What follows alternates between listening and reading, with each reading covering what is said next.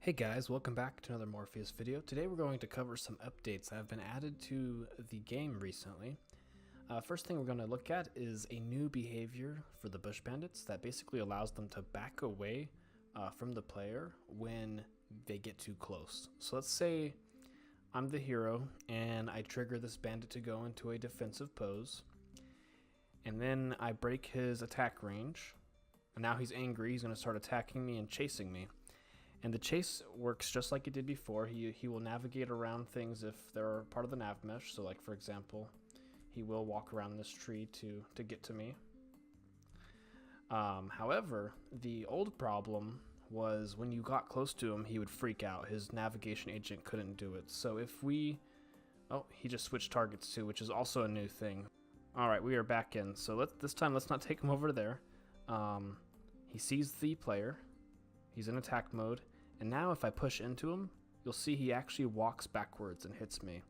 And this solves a really big problem, because before, if you did that, he actually would stop attacking and he would freak out, making him very easy to kill. But now, walking into him makes it a little harder to kill him. As you can see, I have to actually get in there to hit him, and now he's dead.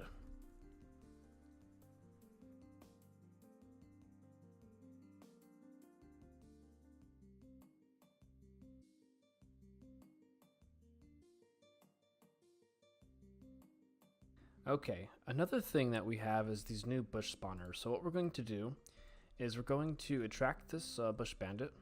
We're going to bring him over here, and we're going to kill him. So let's make sure he stays near this.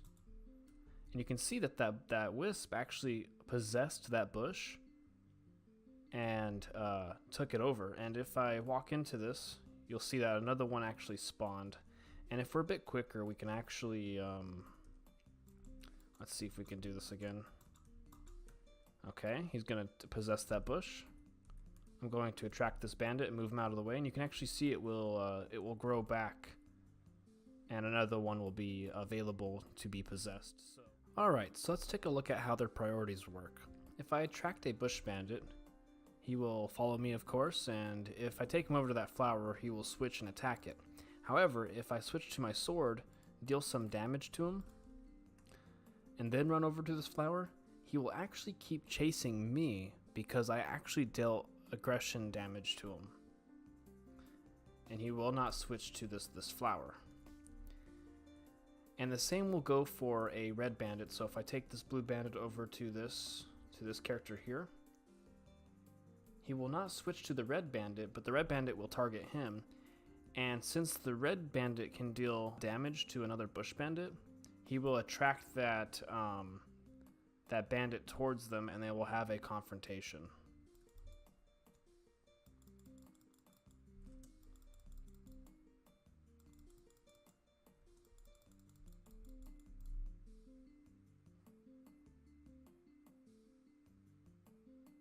So let's actually take a deeper dive into the bush bandit and some of the data you can customize to change how it works and behaves, because there's been a lot of changes there that we didn't have before. So in the bush bandit folder, we have a data folder, and in this data folder, we have all the data that we use to manage the AI. You can actually customize the data or the statistics for each bandit type. So for purple bush bandits, we have a max health of 120, a defense percent, which you can think of as how much damage can I negate. So if I'm dealt 10 damage and this is at 0.2, then I will only be dealt 8 damage. It takes away the 2%, which would be 2 in that case. And then we have all the combat stats, which are kind of split into two areas. We have the damage it can deal, the defensive range, which is how close the player can be before he goes into his defensive pose. And then we have the aggression trigger range, which is how close the player can be before he enters combat. So as you saw with the previous segments, I was in range for him to go defensive, and then when I got close enough, he would switch. That's what that does. And then of course we have the weights for the enemy wolf and for aggression weights, which are used in the AI to do some things, and we'll look at that in a second. For the combat stagger values, we have a stagger threshold and a damage period. And I have a video that actually covers how this works. If you want to see how these values work, then you can watch that video. It will be in the description. We have some vision values, which are pretty basic, a sight range and an FOV. FOV is basically how far I can see in my field of view. That's what that stands for. And so basically it's 60 degrees to the left and 60 degrees to the right. So you can imagine it's a cone coming out of their forward direction. And then of course we have movement values. You can change how fast they can move. We can change how far they can wander, which is these two values. They actually randomize a distance between these 2 points when they're wandering around the map. And then of course we have a wander range, which is how far they can go before they have to return to their area. So they actually stay in their local area unless they're chasing the player or some other enemy out of that area. And then of course we have some general stats, like the flower type, it's purple. Here are its allies that it won't attack. Here are the things that it will cry over. And then here are the wolf weights that it uses to determine if it can follow a wolf. So let's actually dive into this aggression weights. If we click on it, you can actually see it's a dictionary of tags to values. And we use tags to actually describe things in our game. So a bush bandit, he's a bush, he's a bandit, he's a flower as well, and he has a color. And so we use 4 different tags to describe that. And this is actually different than what than the Unity system. Unity has a tag system, which I prefer not to use because you can only have one and it's a string, whereas these are things that we can slot into the AIs. So if we head back to that, so like I said, this is a dictionary with tags to value, and the way it works is when it sees a group of entities, it will actually pick which one has the highest value. And it does that by going through all the tags and adding a number together. So in the case of purple, it actually will not attack anything purple because it's -50. However, if it's a bandit and it's yellow, then it will definitely attack it. And so this is how we set up the priorities.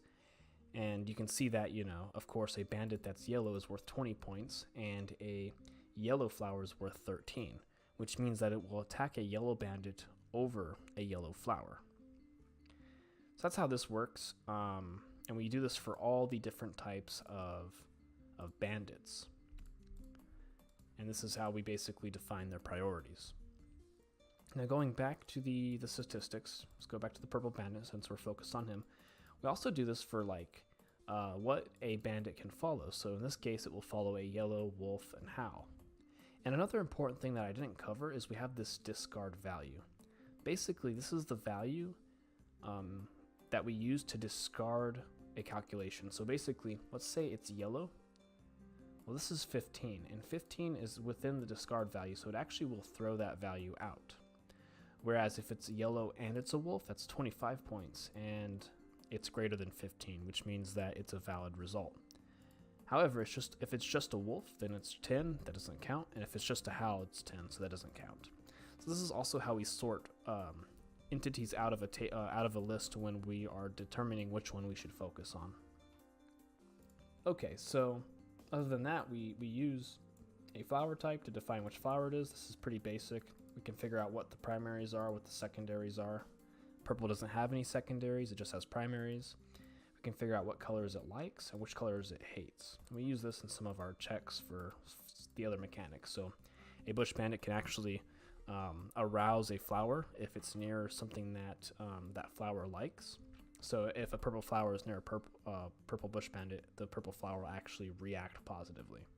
And we use this for that kind of calculation. Let me show you an example of how that works. So if I take this blue bandit near this key flower, that flower starts reacting positively. However, if I take these bandits near this red flower, he will actually enter a defensive pose right now. And that shows that red definitely doesn't like blue. So that's how this works. You can see this guy's reacting positively because of the blue bush, and this guy has been completely wiped out by the blue bandits. So that was a deep dive into how our data is set up for the bandits. We use this for all of our AIs, and basically we can create new bandits if we wanted to, and it's basically just tweaking how these values work, and of course maybe changing how the aesthetics look. Just to show how cool this tag system is, let's actually put together a basic object that showcases this. So let's use the blue data this time and look at the aggression weights. So if we look here, you can see that he'll attack an object that's red. So if we create a cube, which I actually made one already right here, that's red. And if we look at it, we added this entity component, and this entity component has a list of tags. And in this list of tags, we put the red tag. So, and it also has health. So this means that since it has health and a red tag, this bandit should start attacking it. So if we hit play, we should see the bandit swinging his stick at it. There he goes. So in a couple seconds, you can hook up an object that's very basic, like this cube, and the bandit will start attacking it. Let's switch this up a bit. If we look at the blue bush bandit data, we can also see that he has morning weights. Morning weights are basically what they will cry for. And in this list, you can see that he looks for something that's dead, blue, green, and purple. So let's turn this off. Let's turn on this blue target here. Move it in front of him. And in this list, we can see that he has a blue tag, but he doesn't have a dead tag. So let's add dead. And blue by itself won't do anything, because if we look at the data, so let's go back to the data, you will see that it discards the value of 10. So blue by itself is actually discarded, but blue plus dead is 15, which means that it's a valid target. So the fact that our blue target now has blue and dead, it's worth 15 points, and this bandit should focus on it and start crying.